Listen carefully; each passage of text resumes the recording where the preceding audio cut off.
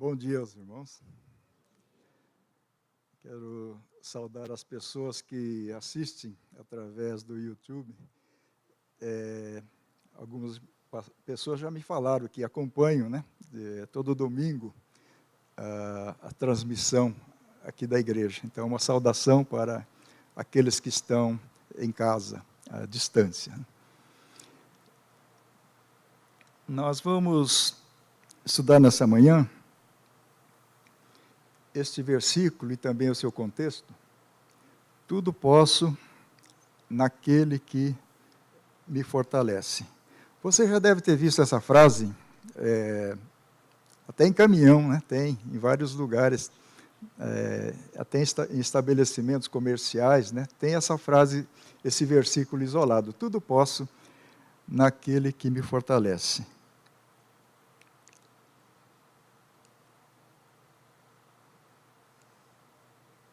Será que isso significa que não há limite para mim? Deus Pai é o Todo-Poderoso e Ele é o meu Deus. Então eu posso todas as coisas.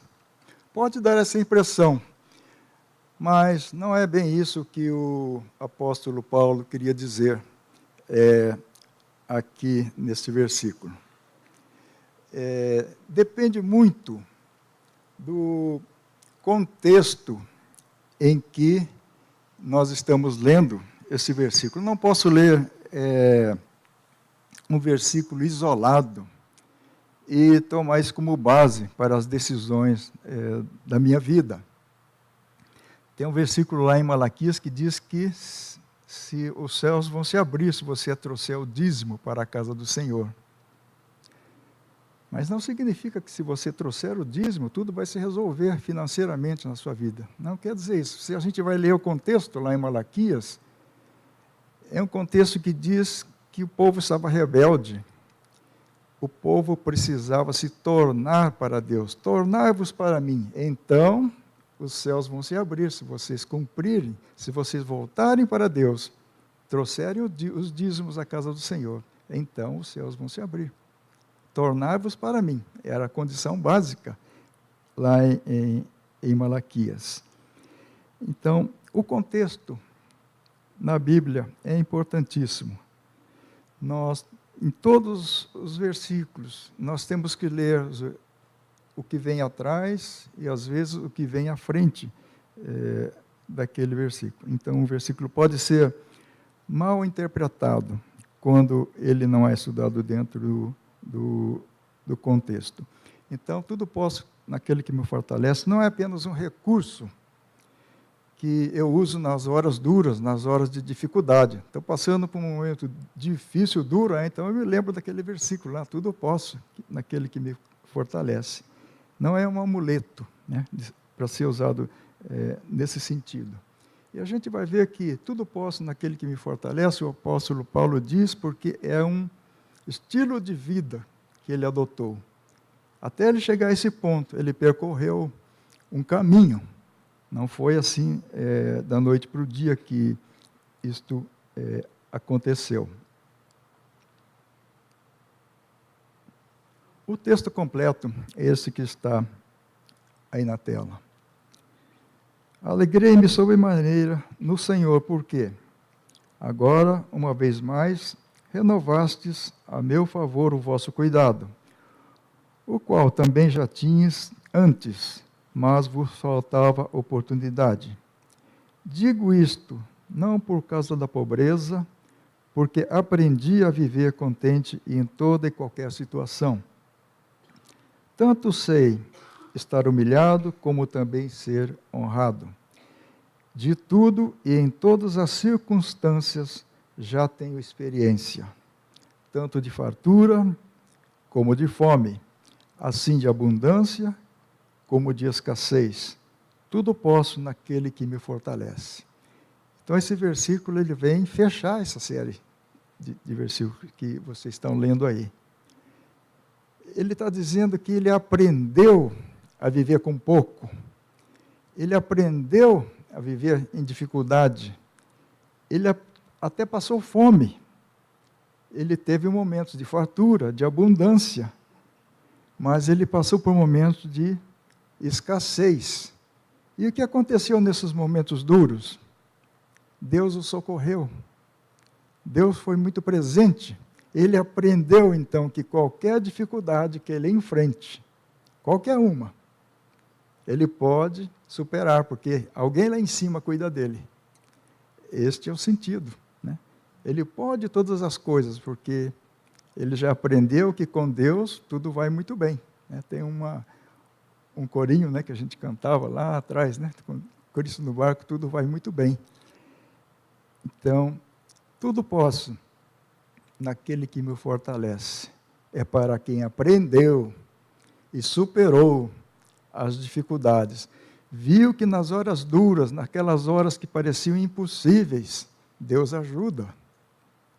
E ele, então, com esta fé, ele pode dizer: tudo posso naquele que me fortalece. Mas esses versículos têm mais coisa.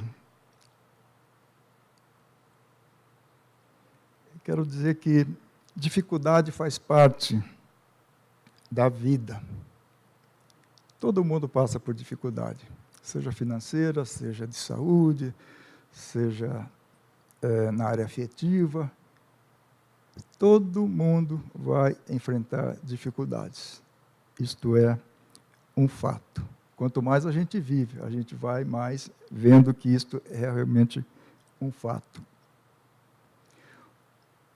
O que aconteceu com o Abraão?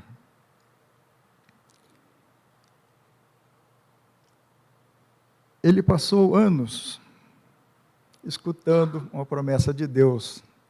Qual era a promessa? A partir dele, uma grande nação se formaria, né? A sua descendência seria enorme, né?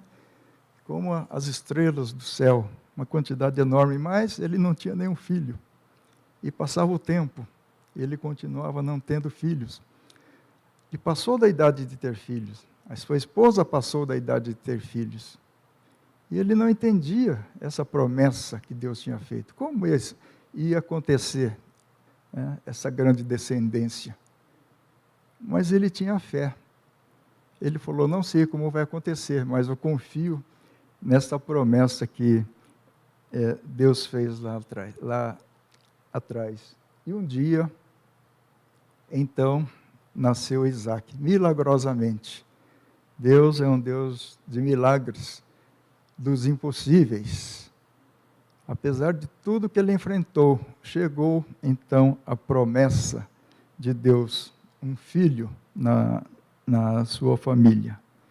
Foi muito difícil chegar a esse dia, a esse ponto, mas chegou.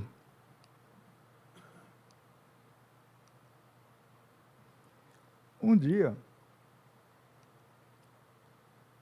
Deus falou, quando Isaac já era jovem, Deus falou: eu quero que ele seja sacrificado, seja oferecido em sacrifício. Puxa, um pedido que não fazia muito sentido, porque Isaac era o filho da promessa. A partir dele, o povo iria florescer. E Deus pede em sacrifício agora, e não tinha nenhum outro pedido semelhante a esse antes, né? Os outros povos ofereciam filhos em sacrifício, mas Deus nunca falou nada disso. Ele exigiu então que Abraão oferecesse Isaque em sacrifício. E foi uma prova duríssima. E há um livro do Kierkegaard, chamado Temor e Tremor, muito interessante o livro. E não sei quantos mil passos o Abraão teve que dar de onde ele estava até o monte, onde ele ia oferecer o seu filho em sacrifício. E o Kierkegaard escreve: cada passo que ele deu foi uma oportunidade de parar e voltar para trás. Se foram 5.000 passos, são 5.000 oportunidades de voltar para trás, mas ele foi em frente. Ele chegou a esse ponto de amarrar o seu filho, preparar tudo e levantar a faca para o sacrifício. A gente sabe da história, né? Deus falou, tá bom, você passou na prova, você passou no teste, agora eu sei que você me ama. Não é, isso é um fato que eu estou constatando, né? Pode deixar o seu filho de lado, você vai sacrificar um animal no lugar dele. Outra prova duríssima, outra dificuldade que o Abraão enfrentou, mas ele foi passando em cada uma dessas fases, foi passando no teste.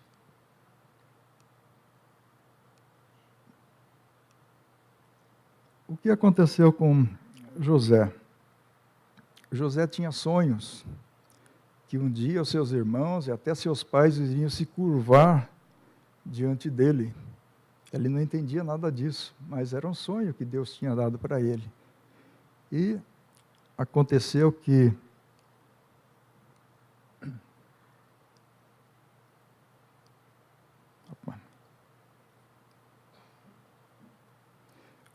os seus irmãos, por inveja, eles falavam, esse menino preferido do pai, muito mimado, né?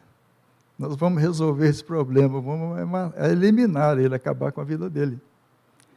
Um dos irmãos falou, não, matar é muito extremo, né? Vamos dar uma outra solução. O pessoal, então, vendeu ele como escravo, né? Estava passando um pessoal lá que comprou ele para vender e levaram ele lá para o Egito. Então, como Abraão, a gente vai estudar um pouco da vida do José, das dificuldades que ele enfrentou. Ele foi vendido como escravo, chegou lá no Egito, um militar comprou ele, levou ele para ser empregado na sua casa. E o José tinha muitas habilidades, então esse senhor colocou o José como gerente, vamos assim dizer, na casa dele. Ele cuidava de todas as coisas. E um dia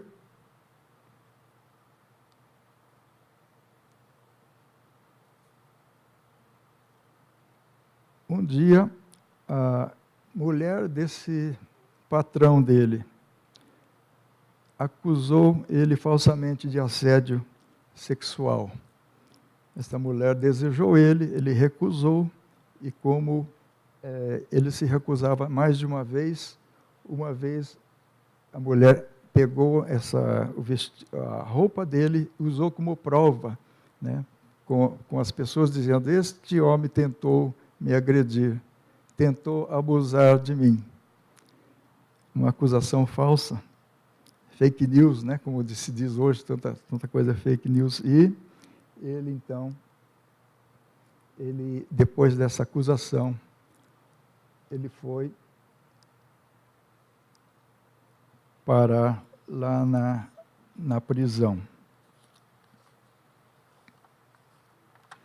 Por vingança, injustamente, ele foi aprisionado. E nós vemos que tudo isso essas dificuldades que José enfrentou, lá na frente a gente vai constatar, ele fazia parte do plano de Deus, o plano que Deus tinha para a vida dele. Quem mais enfrentou dificuldades? O profeta Jeremias. Jeremias, ele era da família sacerdotal. Era uma família especial no povo de Israel. Como ele era da família sacerdotal, digamos assim, o futuro dele estava garantido. Ele nem precisava prestar concurso público, nada, para ter uma boa ocupação. Estava garantido, porque ele era filho de um sacerdote. Após o pai, ele ia suceder na sua função. Mas Deus começou a falar algumas coisas para ele. Ele não entendia direito, mas ele sabia que era Deus falando com ele. E Deus tinha uma mensagem para o povo, dizendo, esse povo está indo no caminho errado. esse povo precisa endireitar os seus caminhos, endireitar os seus passos. A continuar desse jeito, esse povo vai se dar mal. Essa era a mensagem básica. E ele sentia que Deus estava falando para ele levar essa mensagem para o povo. E ele começou a fazer isso. E até a sua família o rejeitou, né? As pessoas deviam dizer, poxa vida, você tem um futuro garantido aí, por que você fica falando essas coisas malucas aí que você tem? Parece que vem da sua cabeça esse negócio. Mas era a mensagem de Deus. E todos os seus amigos, todo mundo que ele conhecia, começou a falar, você está meio doido, né? Não está falando coisa com coisa. Nós somos o povo escolhido de Deus. Como que nós vamos sofrer essas consequências que você está dizendo? Nunca aconteceu isso. Mas, de fato, era a palavra de Deus. E um dia, então, Jerusalém caiu. Foi levados pelos babilônios. E era o cumprimento da mensagem de Jeremias. E ele foi, numa ocasião, eu já não estou conseguindo ligar direito aqui, jogado num poço de lama, né? O rei queria ouvir coisas boas, né? Tem muita gente que coloca a gente, auxiliares do lado, que falam coisas boas, né? Agradáveis, positivas, né? E quem não fala é deixado de lado. O que aconteceu aqui, né? O Jeremias era muito fiel a Deus, né? Não se submetia às pessoas, nem ao rei. Então ele foi parar ali no poço.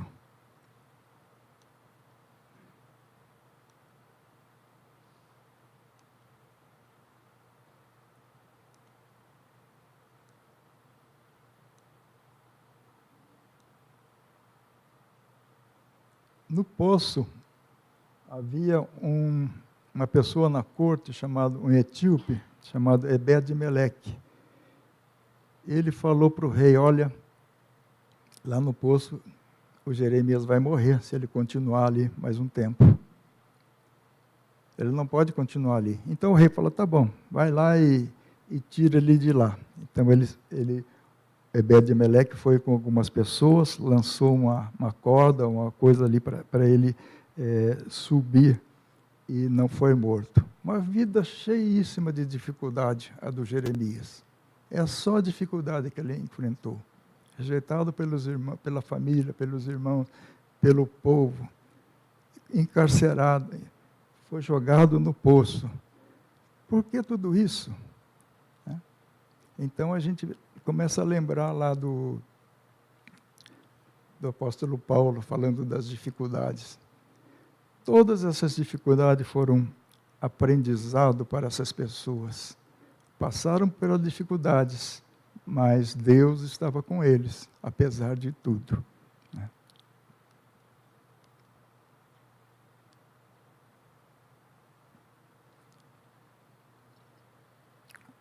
O Davi foi ungido por Deus para ser rei em Israel.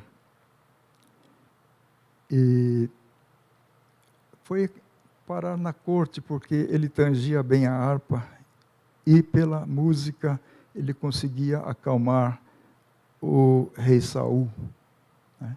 Não sei exatamente o problema que o Saul tinha, mas ele tinha problemas e a única maneira de acalmá-lo era ouvindo a música que o Davi tocava.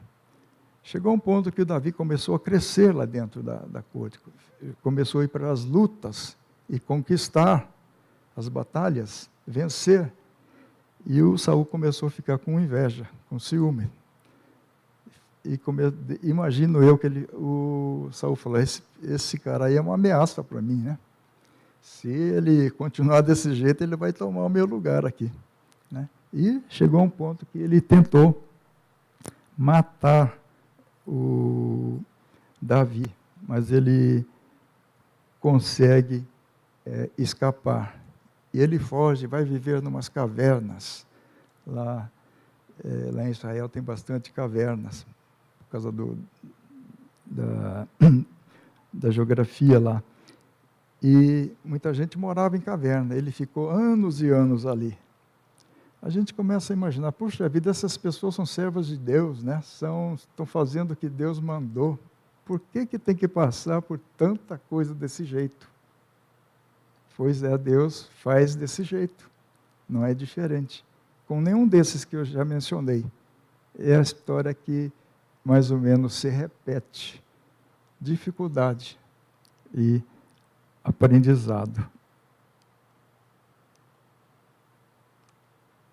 Numa ocasião em que o Davi estava escondido, o Saul, procurando para matá-lo, entrou numa caverna. E os companheiros de Davi falaram isso: olha aqui, essa oportunidade que Deus está dando para você, né? Vamos acabar com o Saul agora, nesta hora. Né? E a gente vê que até quem está do nosso lado às vezes se engana, porque não era esse o plano de Deus. O Davi acabar com as suas mãos com o Saul. E o que o Davi faz? Ele recorta um pedaço da roupa do Saul, e depois que o Saul sai da caverna, ele mostra, ele fala: olha aqui, você esteve nas minhas mãos. Né? Eu tive a oportunidade de acabar com você, mas não fiz. Por que eu não fiz? Você é ungido de Deus. Deus te colocou nessa posição. Se alguém vai tirar você daí, vai ser Deus, não vai ser eu. Então, Davi tinha uma noção perfeita de quem era Deus, de como ele agia, qual era o caráter de Deus.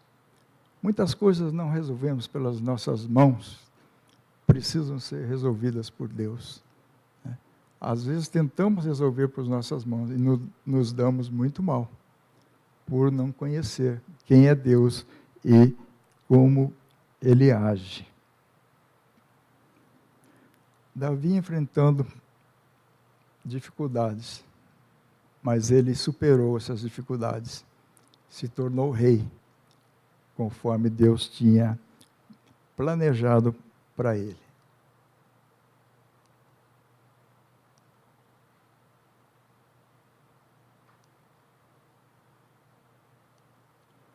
O apóstolo Paulo, ele era perseguidor dos cristãos, como fariseu zeloso.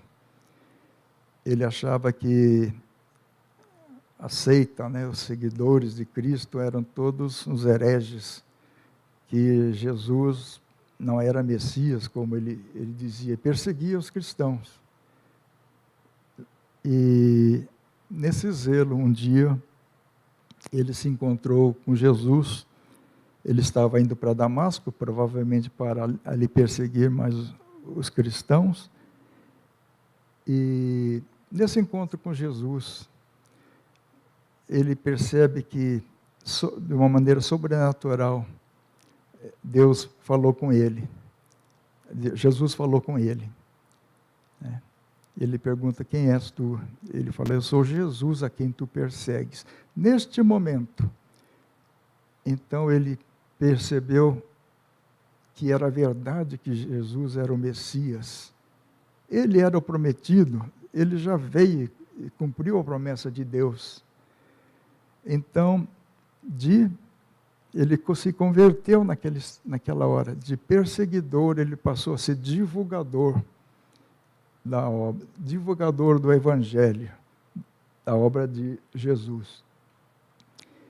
Como ele passou a ser um divulgador do Evangelho, começou a perseguição para ele. Então, ele de perseguidor passou a ser perseguido. Então, lá em Damasco, né, ele enfrentou, se ele ficasse exposto, né, o pessoal ia acabar com ele. Então, ele teve que fugir, baixado por um cesto na muralha. Né?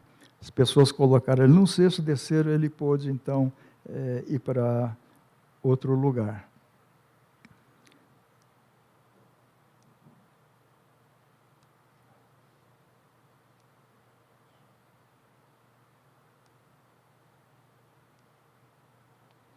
Depois que ele passou a divulgar o Evangelho, ele só teve perseguição, uma atrás da outra. Quase ele foi linchado nessa ocasião. Ele ficou preso 2 anos em Cesareia, né, porque ele começou a pregar o Evangelho.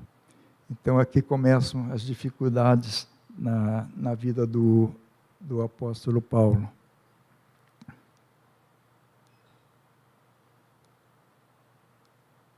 Numa viagem que ele estava indo a Roma, o navio onde ele estava naufragou e ele teve que ficar na ilha de Malta. E ele também podia dizer, puxa vida, eu sou servo do Senhor, né? Estou cumprindo com o mandamento dele. Por que eu tenho que passar por tudo isso? Por todas essas dificuldades, por tantos empecilhos que surgiram na vida dele. Então a gente começa a entender lá aquele versículo, tudo posso naquele que me fortalece. Ele foi passando por todas essas dificuldades. Chegou num ponto que ele aprendeu, né? Aprendia a viver com pouco, aprendia a superar as dificuldades, né? Era tudo um período de treinamento que Deus estava dando para ele. Ele tinha algum problema, provavelmente um problema de saúde. Ele pediu que Deus resolvesse esse problema para ele. 3 vezes ele pediu que fosse resolvido, mas a resposta que ele teve foi: a minha graça te basta. Você vai conviver com esse problema, né? A minha graça te basta. Não vai ser resolvida. Aí ele chegou à conclusão que aquela dificuldade era uma mensagem dizendo para ele, dizendo da limitação dele e do poder de Deus, que ele era pequeno e que Deus era grande. Então, esse espinho na carne ficou com ele até o fim.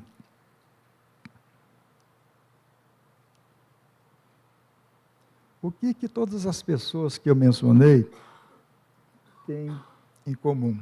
Todos enfrentaram dificuldades, e grandes, né? Ninguém teve vida fácil, mas eles passaram por isso e eles aprenderam alguma coisa. Eles aprenderam quem eles eram e quem era Deus. E o Jó, a gente lê a história dele, ele não entendia por que tanta coisa ruim aconteceu na vida dele. Ele perdeu tudo que ele tinha, perdeu a família, perdeu a saúde, né? E ele ficava argumentando com Deus, né? Por que aconteceu isso? Não tinha resposta. Os amigos vieram para ele e falaram: olha, você está nessa situação, só pode ter feito alguma coisa errada, né, para acontecer tudo isso. Mas ele sabia que ele não tinha feito nada errado. Mas Deus não respondia. Até que lá no capítulo 40, lá no final do livro de Jó, Deus fala com ele, né? E fala: onde que você estava quando os firmamentos, quando esse mundo foi estabelecido? Ele falou: eu não sei. Deus fez umas perguntas um pouco mais fáceis para ele. Tá bom, está muito difícil, né? Vou perguntar: por que a avestruz bota ovo e esconde na areia? Ele também não sabia, nem a gente sabe. Talvez o pessoal da área aí saiba por que faça isso. Ele não sabia nada. Ele falou: puxa vida, agora eu estou entendendo, né? O Senhor está lá em cima e eu estou aqui embaixo. Eu não posso chegar diante de Deus de igual para igual, nunca. Deus está nos céus, você está aqui embaixo. Sejam poucas as suas palavras, né? Tem um versículo que diz isso.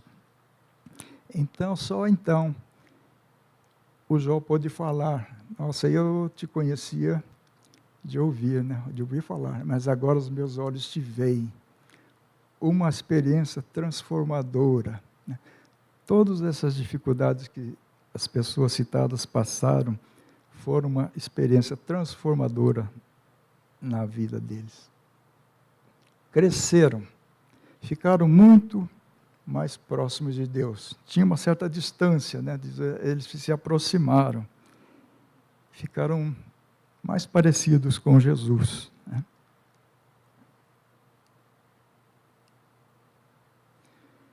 Por que todo esse sofrimento, essa dificuldade? Porque há um propósito de Deus, né, em tudo isso. Será que Deus envia sofrimento, dificuldade para as pessoas porque Ele é sádico?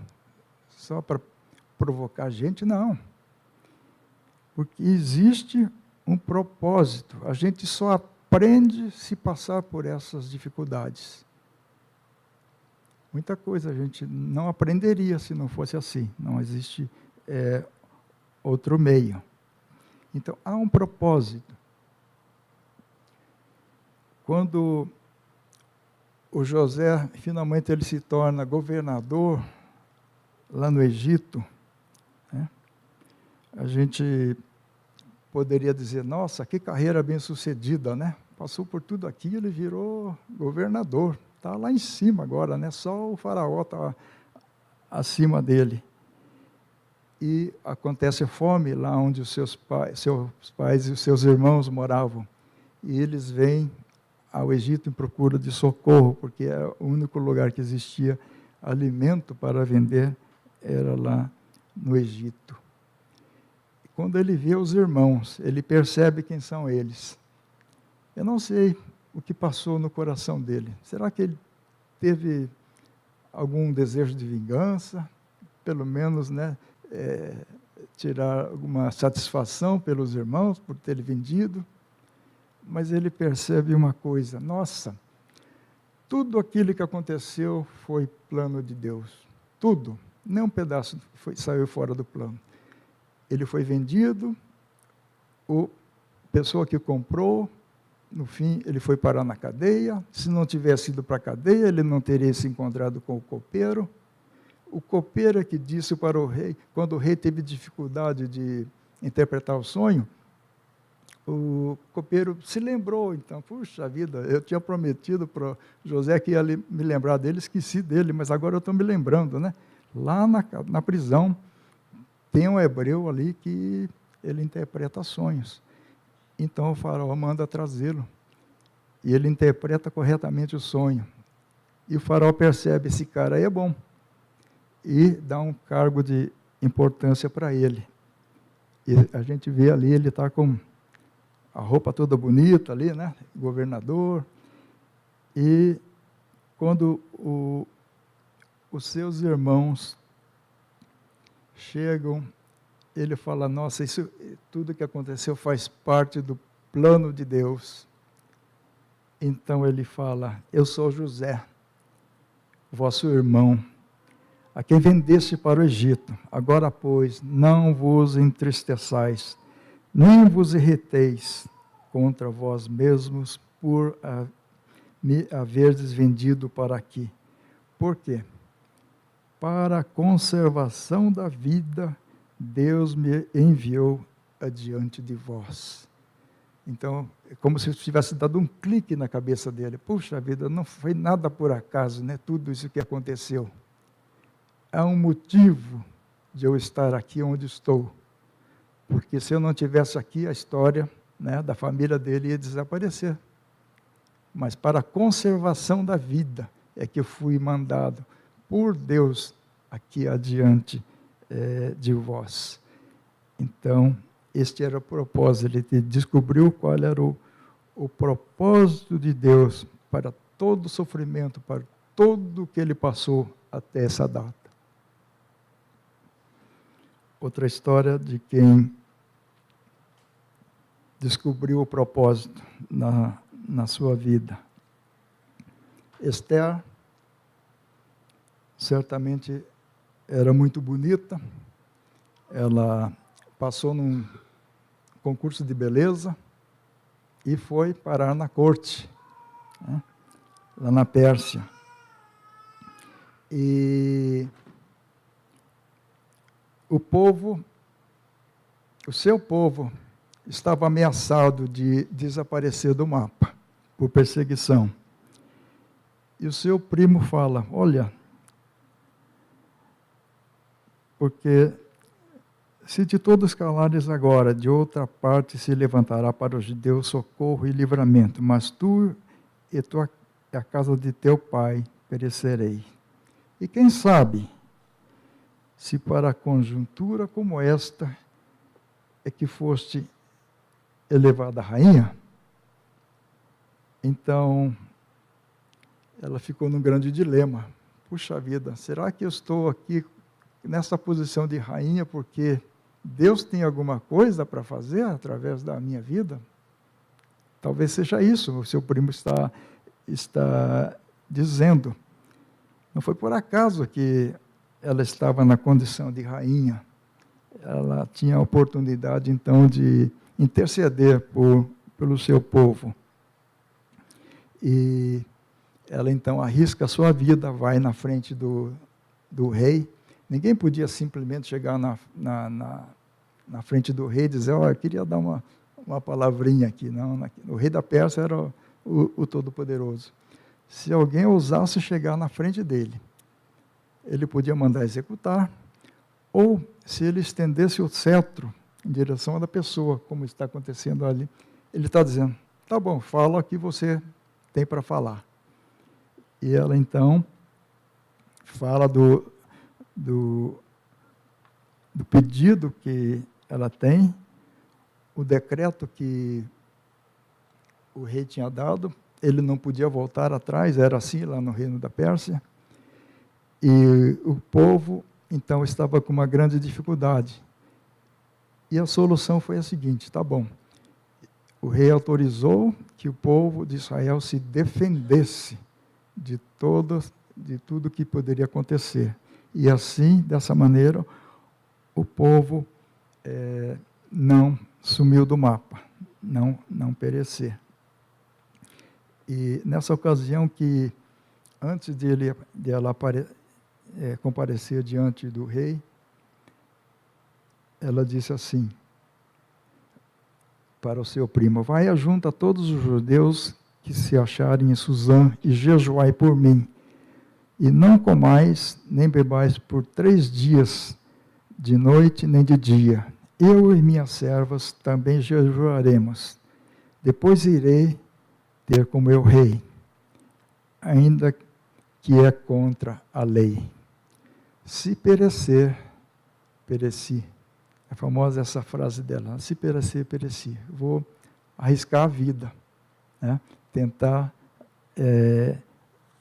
interceder diante do rei. Então, esse foi o propósito da vida da Esther. Não foi colocado por acaso ali, assim como José não foi colocado por acaso onde ele esteve. Havia um propósito maior, um propósito divino para a vida deles. Qual é o propósito? Nós vimos que existe sofrimento, existe a dificuldade, existe um propósito.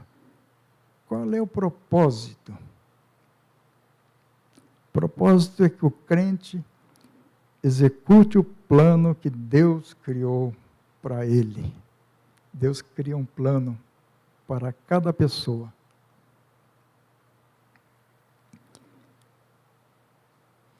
Porque pela graça sois salvos mediante a fé. Isso não vem de vós, é dom de Deus, não de obras, para que ninguém se glorie, pois somos feitura dele, criados em Cristo Jesus para boas obras, as quais Deus de antemão preparou para que andássemos nela. Deus de antemão criou um plano para a sua vida. Paulo está dizendo aqui que é isso para todo mundo. Deus preparou um plano para que a gente andasse nesses planos. Após a pessoa ser salva, mediante a fé, nós somos feituras de Deus criadas para boas obras. Existe um propósito na vida de cada um. E é um propósito específico. Cada um tem um plano preparado por Deus para a sua vida. Qual é o plano que nós temos para nossas vidas? Acho que um propósito comum, né? Vamos estudar, casar, ter filhos, né? E os filhos, criar os filhos, e assim por diante. É um plano bom? É um plano bom. Mas ele não é completo se nós não perguntarmos para Deus quais são as boas obras que o Senhor preparou para as nossas vidas. Que o Senhor preparou de antemão, lá atrás, né, para as nossas vidas. Nas nossas experiências de conversão, é muito comum, ouço muitas pessoas falarem, nossa, olhando para trás, eu vejo que cada coisinha que aconteceu lá atrás, né, era para chegar nesse ponto aqui, nesse dia. Mas não é só até aí, né? Paulo está dizendo, daqui para frente também, Deus já preparou um plano para você seguir. Este é o plano que o Paulo entendeu, né? E seguiu até o final da sua vida.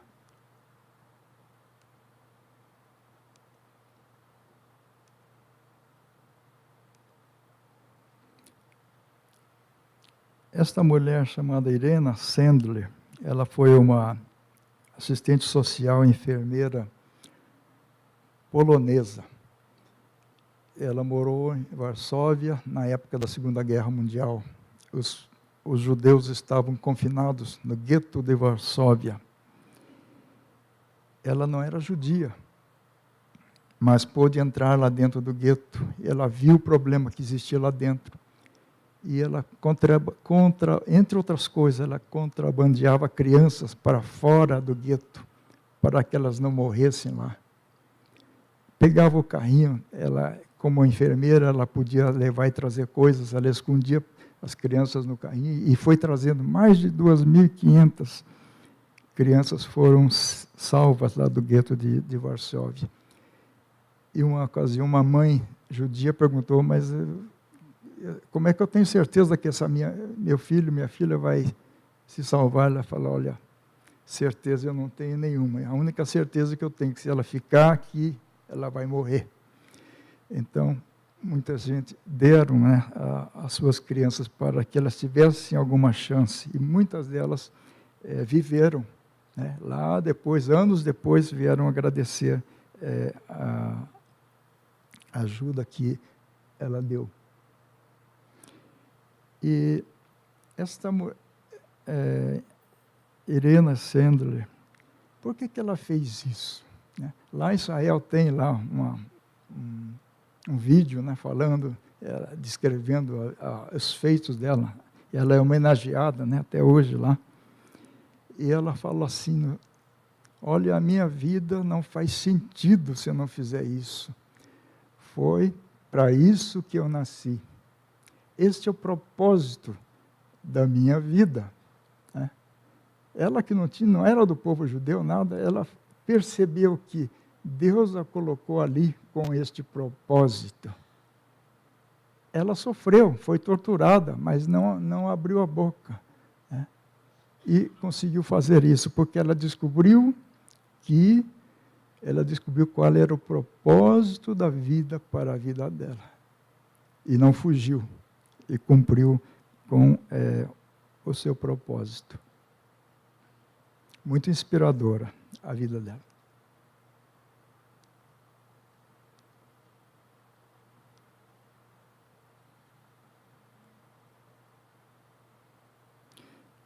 Numa das revistas Ultimato, acho que de novembro, dezembro, quem assina aí pode até, se não leu isso, vai lá e dá uma olhada. Tem uma sessão em que fala das pessoas que partiram, né, naquele mês ou no mês anterior. E esta pessoa, Lynn Calvert, ela foi uma dessas pessoas lembradas ali. Nessa sessão, inclusive, várias pessoas, sempre tem alguém que é lembrado ali, né? O pastor Kay foi uma das pessoas que, numa das revistas, foi lembrado aí nessa sessão aí. Ela foi uma médica neozelandesa que dedicou a sua vida numa região desassistida da Papua Nova Guiné. Ela era de uma família de fazendeiros, criava ovelhas, né? E ela surpreendeu a família, falou, ela quer estudar medicina. Foi estudar medicina, conheceu seu marido, que veio a ser seu marido lá na escola, e quando se formou, ela surpreendeu todo mundo, porque os amigos, a família falaram, agora é hora de começar a ganhar dinheiro, né? Vai ser rica, porque médica, na época lá, era uma função que a pessoa podia acumular bens. E ela, junto com o marido, procurou uma agência de missões e foi parar lá em Nova Guiné, num lugar esquecido, né? Que não chegava transporte nenhum, a não ser pelos rios e pelo mar. E ali ela começou a desenvolver o seu trabalho. E o objetivo que ela tinha na vida dela, ela falou, eu vou atender aquelas pessoas que não têm a quem recorrer. Né? Esse é o objetivo da vida dela. Gente totalmente desassistida, que não tem outra opção. E ela formou um hospital ali, trouxe à luz mais de 10.000 bebês. Ela curou as pessoas, ela salvou muitas vidas, ela formou enfermeiras, fez treinamento, e ela fez muita coisa ali naquela terra. Hoje ela é homenageada pelo governo da Nova Guiné como uma grande personagem. E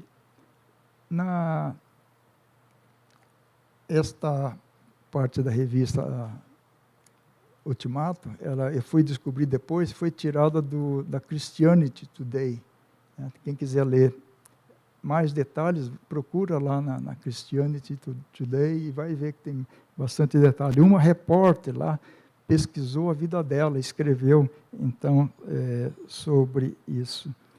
E o resumo, muito bonito, que está tanto numa reportagem como outra, é de que ela fez o que fez porque ela amou as pessoas. Amou as pessoas. Então, no grande julgamento, Deus vai fazer uma pergunta básica para cada um de nós. Você amou as pessoas? Você deu de comer a quem não tinha comida? Você deu de beber para quem não tinha, para quem estava com sede? Você visitou os doentes? Você visitou quem estava preso? Né? Essa é a pergunta. Ele não vai perguntar, você deu à luz mais de 10.000 pessoas, vai perguntar para Irene Senna, você tirou mais de 2.500 pessoas. Não é isso. Você fez isso porque amava as pessoas. Então, esta é a pergunta que Deus vai fazer para cada um de nós. Né? Você cumpriu o plano que Deus estabeleceu para você desde o princípio? Né? Abraão cumpriu com o plano de Deus, apesar de tudo que ele sofreu. E hoje existe o povo de Israel,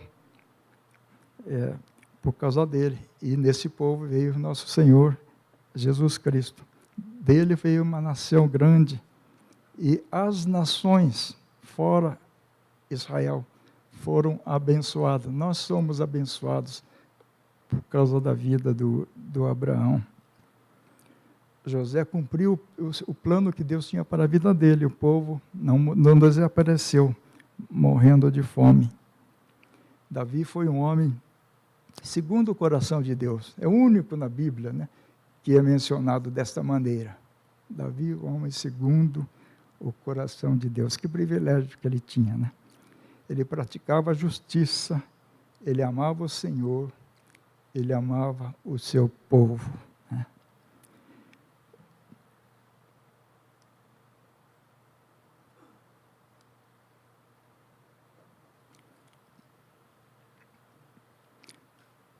O apóstolo Paulo, então ele aprendeu com as dificuldades. E ele aprendeu que Deus o ampara, não o deixa desamparado, não deixa sozinho. Então ele pode dizer, tudo posso naquele que me fortalece. Então todos nós temos que ter esse mesmo objetivo. As dificuldades tinham um propósito. Ele foi cada vez mais sendo parecido com Jesus Cristo. Porém, em nada considero a vida preciosa para mim mesmo, contanto que complete a minha carreira e o ministério que recebi do Senhor Jesus para testemunhar o Evangelho da graça de Deus. Eu quero ressaltar aqui essa palavra minha, né? Contanto que complete a minha carreira. Não é uma carreira genérica, tem tanta coisa genérica hoje, né, na vida. A carreira era dele, específica, como é a nossa. Não temos uma carreira genérica, Deus tem um plano para as nossas vidas. Qual é esse plano? Às vezes até já sabemos, né?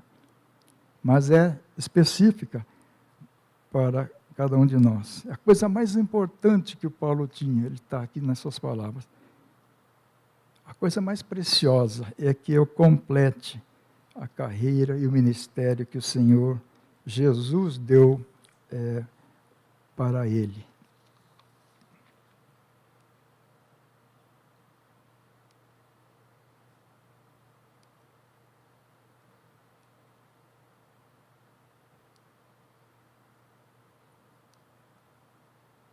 Puxa vida. Tá. No fim da vida, o Paulo pôde dizer essas palavras. Eu combati o bom combate. Não sei que idade que ele tinha, mas ele já estava com idade. Completei a carreira, né? Guardei a fé. Então, aquela carreira que é mencionada no outro versículo, ele está dizendo, eu estou concluindo. Agora, já fiz, né, o que eu tinha que fazer. Já cumpri o plano que Deus tinha para mim. Nossa, quem pode dizer essas coisas, né? Lá no final da sua vida. Eu completei a minha carreira, eu combati o bom combate. Combate por causa das dificuldades, né? Não foi nada fácil para a sua vida. Ele estava dizendo, eu passei no teste, né? Um teste do plano de Deus para a sua vida. Eu passei e fui até o fim. A gente vê nas corridas tipo São Silvestre, né? Tem aquele pelotão de elite e tal, que está lá para ganhar mesmo a corrida, né? Mas tem lá aquele monte de gente atrás, cujo objetivo é o quê? É completar, né, o circuito, né? Dentro do prazo previsto lá, ele completa, ganha medalha e tal. Então, essa deve ser um objetivo nosso, completar a carreira. O objetivo para o atleta é completar aquele percurso e chegar no final. Qual é o objetivo da nossa vida? Temos que pensar, meditar sobre isso. Santo Agostinho, foi até mencionado hoje, aqui na parte da música, né? Um teólogo espetacular. Ele tem uma frase que diz assim, nós temos duas escolhas básicas na nossa vida, duas. Eu gosto dessas coisas que simplificam, né? Resume tudo numa frase, né? Uma opção é escolher a Deus. A outra opção é escolher a nós mesmos. Né? Viver uma vida centrada nos meus sonhos, nos meus desejos, ou ver o que é que Deus tem preparado para mim. Perguntar a Deus o que é que Ele quer que nós façamos. Nós vivemos esse dilema todos os dias. Né? Escolher a Deus ou escolher a nós mesmos. Todas essas pessoas que foram mencionadas, elas foram transformadas e participaram do plano de Deus. Cumpriram o plano que Deus tinha para eles.